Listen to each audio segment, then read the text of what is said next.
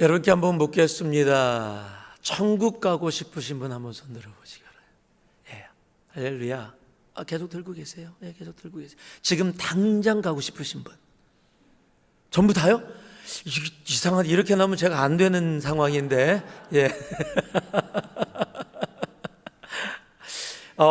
우리 새누리의 믿음이 이렇게 좋다는 걸 제가 믿음이 제일 없는 사람입니다. 제가 어느 집회에 가서도 얘기하면 천국 가고 싶은 분은 다 손듭니다. 지금 당장 그럼 대부분 다 내려갑니다. 왜냐하면 아직은 이 세상이 좋거든요. 하고 싶은 것도 많고, 또 이 땅 가운데 이루고 싶은 것도 많고, 또 천국을 가려면 주님이 오시지 않는다면 일단 우리가 죽어야 천국을 갈 수 있기 때문에 그렇습니다. 근데 성경에 정말 죽지 않고 천국에 간 사람이 2명 기록되어 있죠.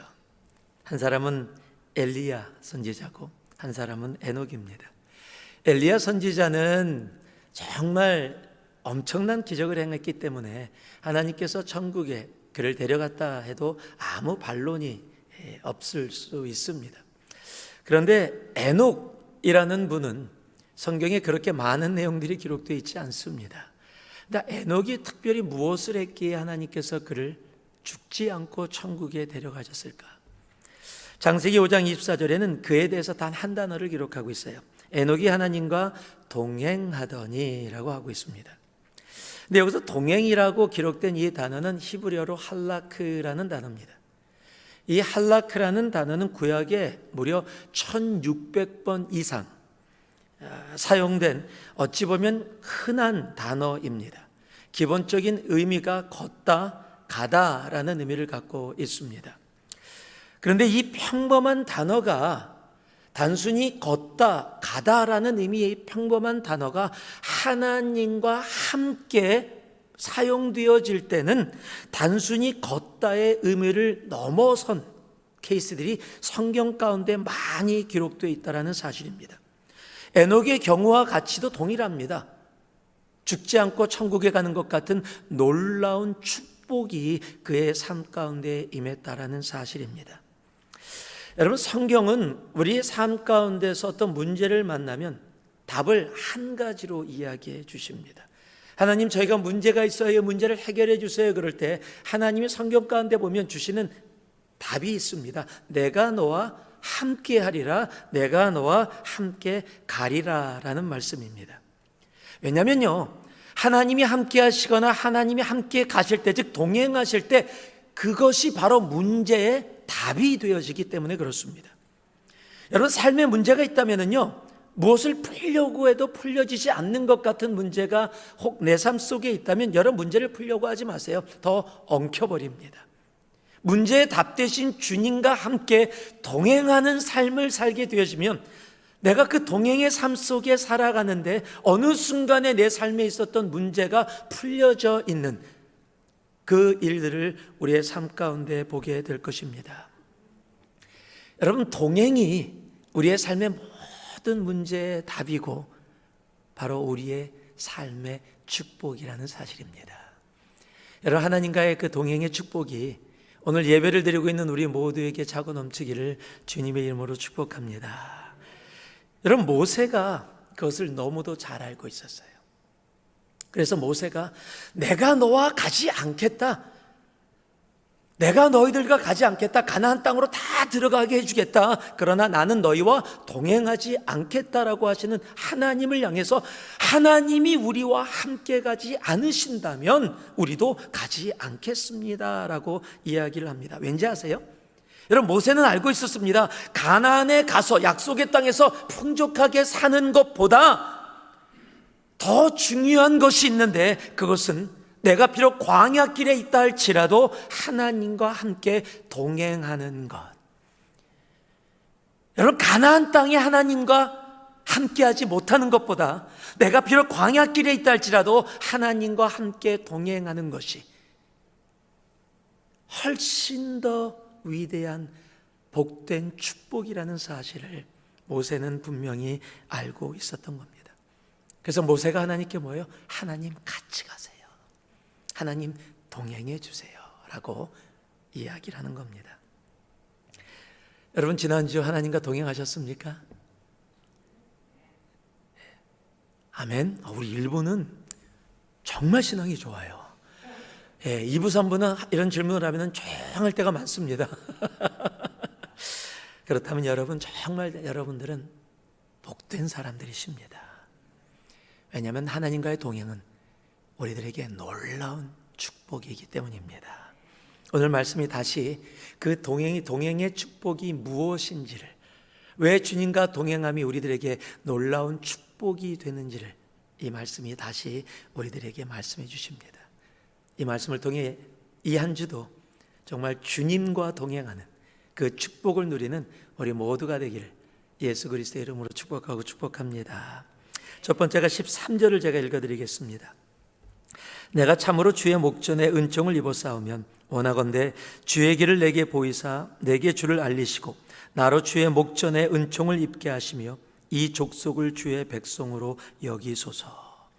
여러분, 첫 번째로 하나님과의 동행이 우리들에게 축복인 이유는 바로 동행은 주의 길, 하나님의 길을 우리에게 알게 하시기 때문입니다.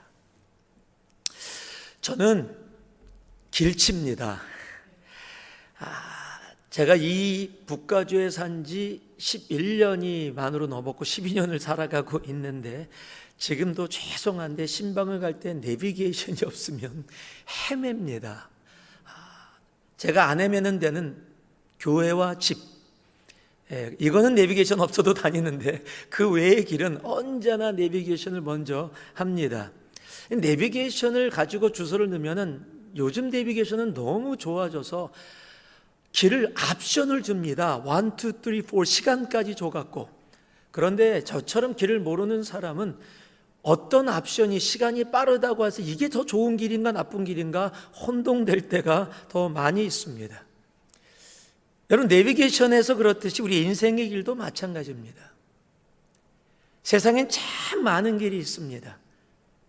많은 길이 있기 때문에 내가 가야 될 길이 어떤 길인지를 우리들이 제대로 알지 못할 때가 참 많이 있다는 사실입니다. 여러분, 그래서 세상 사람들은요, 내 눈에 보이는 길, 넓은 길, 찾기 쉬운 길로, 많은 사람들이 가는 길로 사람들이 가게 되어집니다. 성경도 그것을 이야기해 줍니다. 마태복음 7장 13절 봤더니요, 후반부에 문은 크고 그 길이 넓어 그리로 들어가는 자가 많고 라고 이야기합니다. 사람들이 많이 그 길로 갑니다. 찾기 쉽습니다. 넓은 길입니다. 눈에 보이는 길입니다. 그런데 성경은 그 길을 뭐라고요? 멸망으로 인도한다라고 이야기합니다. 그래서 하나님은 우리를 향해서 그 길로 가지 말고 좁은 문 좁은 길로 가라라고 이야기합니다. 왜냐하면 좁은 문 좁은 길이 생명의 길이기 때문이다라고 이야기해 주세요. 마태복음 7장 14절 보니까 생명으로 인도하는 문은 좁고 길이 협착하다라고 이야기합니다. 그래서 찾는 사람이 적다라고 말씀하십니다. 여러분, 생명의 길, 주님이 우리들에게 인도하시는 길은 문이 좁습니다. 잘 안 보입니다. 그 길을 찾고 가도 협착합니다. 즉 어렵습니다. 쉽게 이야기하면 고생길입니다. 불편한 길입니다. 여러분, 불편한 길이기 때문에 사람들은 먼저 택해서 가고 싶은 사람들은 아무도 없을 겁니다. 사람은 불편보다는 편함을 추구하는 존재이기 때문에 그렇습니다. 저도 그렇거든요. 비행기 탈 때 가능하면 복도 쪽에 앉습니다. 또 화장실을 자주 가고 특히 먼 여행을 제가 중간에 끼거나 안쪽에 있으면 저는 굉장히 불편해해서 복도 쪽에 앉으려고 합니다. 그런데 요즘 비행사가 저를 힘들게 하고 있습니다. 그냥 비행기표를 산 거를 사면 자리를 안 줘요. 돈 주고 사야 됩니다. 그러니까 돈을 엑스트라 머니를 주지 않으면 내가 원하는 아일 자리를 가질 수가 없어요. 그래서 꼭 엑스트라 머니를 주고 아일 자리를 가져야 되고요. 또 한 비행사는 그렇게는 안 하는데 first come first serve예요. 내가 얼마나 온라인으로 빨리 체크인을 하느냐. 그래서 순서를 받으면 먼저 들어갈 권한을 가진 사람이 자기가 원하는 자리를 차지할 수 있어요. 그래서 제가 그 비행기를 국내선을 자주 이용하는데 제가 체크인 하루 전에 24시간 전에 체크인을 하게 되는데 그때 어떻게 하는지 아십니까? 4시 비행기라면 3시 59분에 알람, 3시 58분에 알람을 해놓고 올리면 딱 하고 준비하고 있다가 4시 되면 딱 막 눌러요. 체크인 눌러서 잘 안 넘어가. 그럼 다시 갔다 다시 막 가야 돼. 요거 늦으면 거기가 A, B, C로 돼 있는데 C에 가면 가운데밖에 안 남아요. 아마 저와 같이 해보신 분들 계실 겁니다.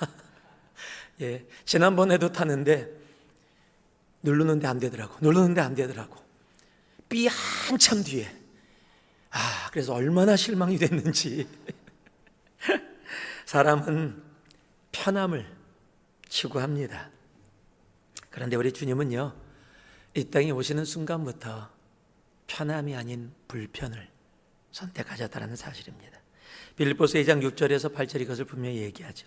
그는 근본 하나님의 본체시나 하나님과 동등됨을 취할 것으로 여기지 아니하시고 오히려 자기를 비워 종의 형체를 가지사 사람들과 같이 되셨고 사람의 모양으로 나타나사 자기를 낮추시고 죽기까지 복종하셨으니 곧 십자가에 죽으심이라. 여러분, 십자가의 길은 불편한 길이에요. 주님은 그런데 그 불편한 길을 선택하셨습니다. 주님이 그 길을 선택하셨기 때문에 우리가 오늘 이곳에서 이렇게 주님 앞에 예배 드리고 있는 겁니다.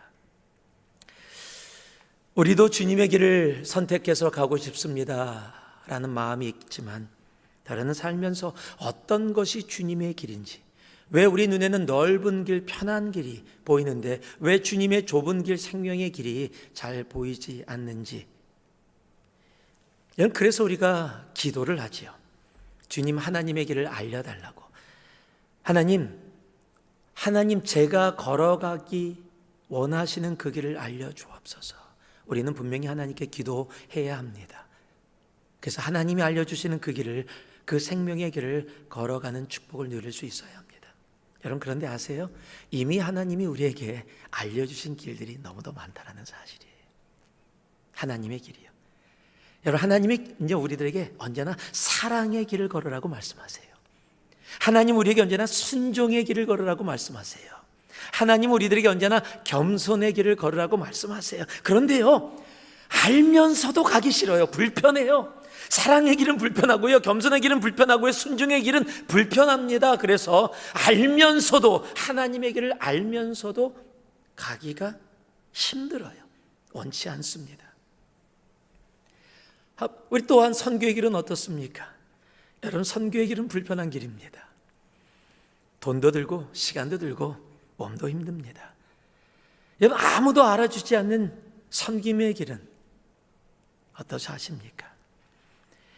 여러분, 예배로 나오는 신령과 진정의 예배의 길은 어떠하십니까? 여러분, 오늘 온라인으로 예배를 드리시고 계시는 분들, 혹시 정말 내가 온라인으로 드릴 수밖에 없는 상황에 있는 분들 계시겠지만 내가 편함을 선택해서 내가 오늘 이 자리에 와서 예배 드릴 수 있음에도 불구하고 혹, 제가 지금 째려보고 있습니다. 여러분, 혹 편함을 선택해서 그 자리에 있다면 여러분, 그것은 아니라는 겁니다. 내가 열심히 벌어서 일했는데 주님 앞에 11조 헌금을 드리는 그 길은 어쩌면 불편한 길일지도 모릅니다. 내가 잘못한 것이 없는데 내가 먼저 가서 용서를 구하고 용서를 해주는 길, 쉽지 않은 길입니다. 그런데 여러분 아세요? 여러분, 하나님과 동행하는 삶에 있는 사람들은 이 불편하다고 느껴지는 길이 결코 불편의 길이 아니라 평안의 길이 되어진다는 사실입니다. 그래서 하나님과 동행하는 사람들은 이 좁은 길을 기쁨으로 걸어가게 되어지는 거예요. 왜냐하면 그 길의 끝에 무엇이 있기 때문에요? 생명이 존재하기 때문에. 여러분, 그래서 욥기서를 보면요, 욥이 이렇게 고백을 하죠. 욥기 23장 10절에서 11절. 그러나 내가 가는 길을 그가 아시나니 그가 나를 단련한 후에는 내가 뭐라고요? 순금같이 되어 나오리라. 내 발이 그의 걸음을 바로 따랐으며 내가 그의 길을 지켜 치우치지 아니하였다라고 고백을 하는 겁니다. 여러분, 내가 걸어가는 길, 비록 힘들고 어렵게 느껴지는 길일 수 있습니다. 불편합니다. 고달픕니다. 여러분, 그러나 그 길이 하나님과 동행하는 길이라면 여러분, 그 길이 생명의 길이라는 겁니다.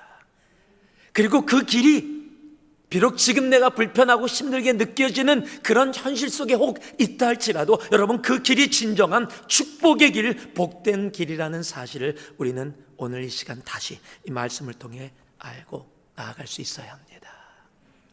여러분, 이 한 주 여러분 어떤 길을 걷기를 원하십니까? 여러분, 주님과 동행하면 내가 길을 찾을 이유가 없어요. 주님이 걸어가시는 그 길, 내가 따라가면 그 길이 생명의 길, 그 길이 복된 길이기 때문입니다. 이것이 동행의 축복입니다. 16절 말씀을 보니까요, 나와 주의 백성이 주의 목전에 은총 입은 줄을 무엇으로 알리까? 주께서 우리와 함께 행하심으로 나와 주의 백성을 천하 만민 중에 구별하심이 아니이까. 두 번째로, 하나님과 동행이 우리에게 축복인 이유가 있습니다. 바로 동행은 우리로 세상과 구별되게 하기 때문입니다. 오늘 이 말씀 16절에 주께서 우리와 함께 행하심으로 라고 번역된 이 단어가 동일한 할라크라는 단어입니다.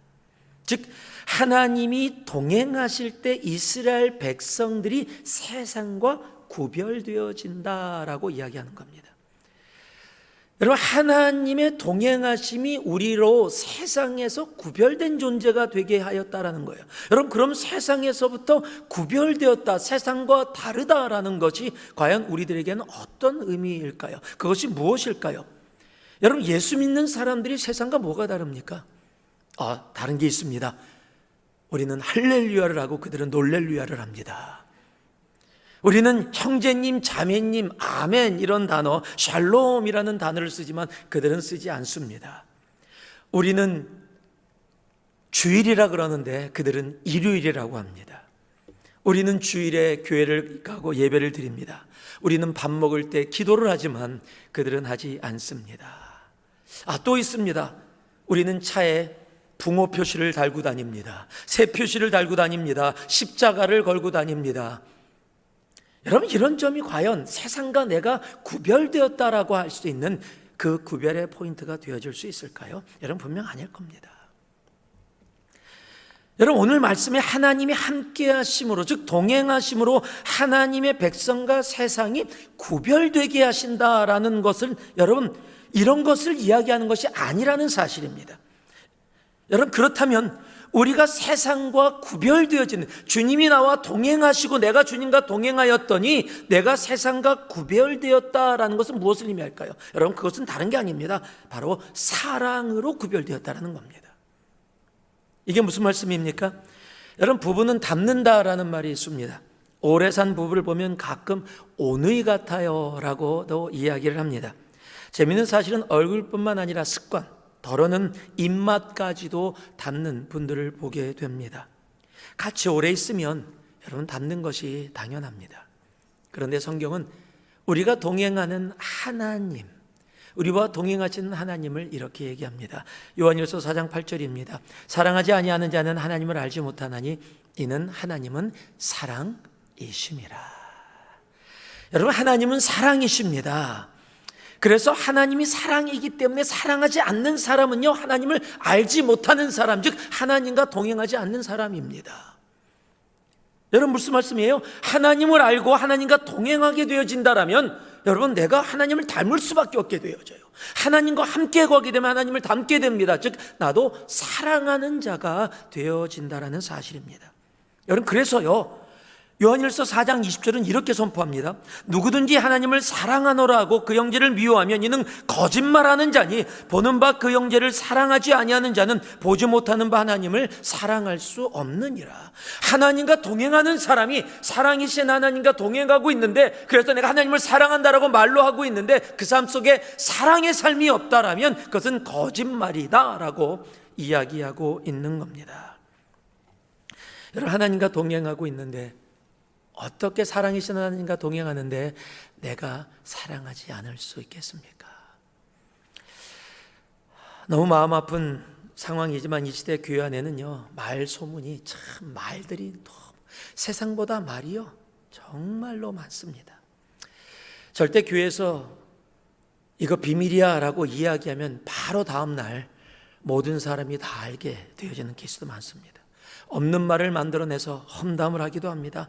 아니면 요즘 카더라를 아무 책임 없이 던지는 일들이 여러분 세상의 교회 안에서 이루어지고 있는 것 우리가 부인할 수 없습니다. 여러분 칼로 사람을 죽여야 살인이 아닙니다. 말로도 사람을 정말로 죽이는 일들이 안타깝지만 교회라는 곳에서도 있다라는 사실입니다. 여러분 그런데 아세요? 여러분 교회가 처음부터 그랬던 것이 아니라는 사실이요. 여러분 초대교회 터틀리라는 교부, Early Fathers라고 불려지는 교부가 한 명 있습니다. 그 교부는요 밖에 나가서 사람들에게 전도할 때요 뭐라고 전도를 했냐면 이렇게요. 여러분 예수 믿는 사람들처럼 이렇게 사랑하는 사람들을 본 적이 있으십니까? 지금 전도하는 거예요. 그러면 당시 사람들이요 예수 믿는 게 뭔지 교리도 뭔지 아무것도 모르는데 정말 자기들이 보고 있는 예수 믿는 사람들이 정말로 사랑하는 사람 그 모습을 알고 있기 때문에 다 인정을 하고 그 사랑 때문에 교회로 나오게 되어졌다는 거예요. 여러분 이것이 초대교회의 전도였어요. 한번 우리도 이렇게 전도해 볼까요? 좀 길거리 나가서 여러분 예수 믿는 사람처럼 그렇게 사랑하는 사람을 본 적이 있으십니까? 돌 맞을지 모릅니다. 여러분 성경은 우리들에게 분명히 말씀하고 계시죠. 요한복음 13장 34절 35절입니다. 새 계명을 너에게 주노니 서로 사랑하라. 내가 너희를 사랑한 것 같이 너희도 서로 사랑하라. 너희가 서로 사랑하면 이로써 모든 사람이 너희가 예수 그리스도의 제자인 줄 알게 된다. 세상과의 구별이 뭡니까? 바로 사랑입니다. 사랑할 수 없다라고 이야기하는 세상에서 사랑할 수 있는 것. 여러분 그것이 세상과 우리가 구별되어지는 거라는 겁니다. 바로 십자가의 사랑입니다. 사랑하고 계십니까? 하나님의 사랑으로 사랑하고 계십니까? 제가 왜 하나님의 사랑, 십자가의 사랑이라고 얘기했는지 아십니까? 세상도 사랑을 얘기하기 때문에 그래요. 내 세상의 사랑은 고양이가 쥐를 사랑하는 것 같이 내 이익을 위해서 사랑하는 사랑이 많기 때문입니다. 그럼 하나님의 사랑이 뭘까요? 성경이 그것을 우리들에게 너무 확실하게 얘기해 주죠. 고린도전서 13장입니다. 여러분 13장은요 그래서 하나님의 사랑이 없으면 우리 존재, 우리는 세상에서 nothing, 구별되어지는 그 정도가 아니라 nothing이라고 얘기합니다. 그것이 고린도전서 13장 1절 내가 사람의 방언과 천사의 말을 할지라도 사랑이 없으면 소리나는 구리와 울리는 꽹과리가 되고 내가 예언하는 능력이 있어 모든 비밀과 모든 지식을 알고 또 산을 옮길 만한 모든 믿음이 있을지라도 사랑이 없으면 내가 아무것도 아니요 내가 내게 있는 모든 것으로 구제하고 내 몸을 불사르게 내줄지라도 사랑이 없으면 내게 아무 유익이 없느니라. 여러분 사랑이 없으면 세상에 모든 것이 있어도 사랑이 없으면 답은 하나예요. nothing이라는 겁니다. 세상과 구별되어야 될 존재가 하나님의 사랑이 없으면 구별되어지냐 아니냐의 문제는 가지도 못하고 nothing이라는 그런 모습으로 있게 되어진다는 겁니다. 여러분 사랑이 없으면 세상과 구별되어질 수 없습니다. 여러분 하나님의 사랑은 이런 사랑이에요. 그게 고린도전서 13장 4절에서 7절입니다. 우리 같이 한번 하나님이 말씀하시는 사랑, 내가 세상과 구별되어지는 하나님의 사랑이 무엇인지 우리 함께 봉독할 수 있기를 원합니다. 고린도전서 13장 4절에서 7절입니다. 함께 읽습니다. 사랑은 오래 참고 사랑은 온유하며 시기하지 아니하며 사랑은 자랑하지 아니하며 교만하지 아니하며 무례히 행하지 아니하며 자기의 유익을 구하지 아니하며 성내지 아니하며 악한 것을 생각하지 아니하며 불의를 기뻐하지 아니하며 진리와 함께 기뻐하고 모든 것을 참으며 모든 것을 믿으며 모든 것을 바라며 모든 것을 견디느니라. 아멘. 이게 하나님의 사랑입니다. 이 사랑은 나의 노력으로 가질 수 있는 사랑이 아닙니다. 이 사랑은 사랑이신 하나님과 동행할 때 내 삶 속에 그 사랑이 차고 넘치게 되어지는 겁니다. 그리고 그 사랑이 차고 넘칠 때 우리가 세상과 구별된 존재가 되어지는 겁니다. 여러분, 이것이 동행의 축복이라는 사실입니다. 하나님의 그 동행의 축복, 그 하나님의 사랑이 여러분의 심장에, 여러분의 혈관에 흐르고 차고 넘치기를 여러분 주님의 이름으로 축복하고 축복합니다. 말씀을 마무리하겠습니다. 하나님이 믿음의 조상 아브라함을 부르시고 그 아브라함에게 이렇게 말씀하십니다. 너는 내 앞에서 행하여 완전하라. 여기서 행하여라고 번역된 단어가 동일한 할라크라는 단어입니다. 만약에 이 단어를 우리 에녹의 경우에 대비해서 그것을 번역을 했다면 너는 나와 동행하여 완전한 삶을 살아라 라고 번역할 수 있을 겁니다.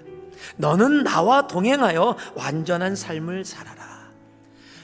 여러분, 복이라고 이야기한 그 아브람, 정말 복이 된 아브람도 열방의 복이 되었는데 무엇을 통해서요? 하나님과 동행함을 통해서 열방의 복이 되어질 수 있었던 겁니다.